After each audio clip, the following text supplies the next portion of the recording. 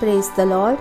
నేటి దిన వాగ్దానము: పరలోక రాజ్యము పొలములో దాచబడిన ధనమును పోలి ఉన్నది. మత్తయి సువార్త 13వ అధ్యాయము 44వ వచనము. దేవుని రాజ్యమే దాచి ఉన్న గొప్ప ధననిధి అని మనకు బాగా తెలుసు. అనేక విధాలుగా ఆయన రాజ్యాన్ని వెదికి జీవించగలం.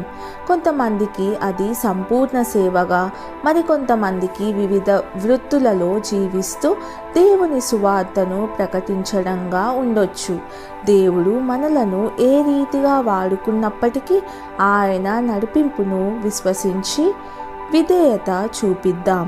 ఎందుకంటే ఈ ఉపమానాలలో వ్యక్తుల వలె విలువైన నశించిపోని గొప్ప ధననిధి మనకు కలిగిందని బాగా తెలుసుకుందాం.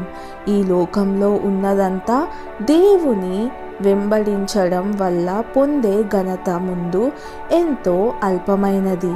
మన జీవితం ఆయన చేతులకు అప్పగించినప్పుడు శాశ్వతమైన ఫలాన్ని ఫలించగలం. ప్రార్థన.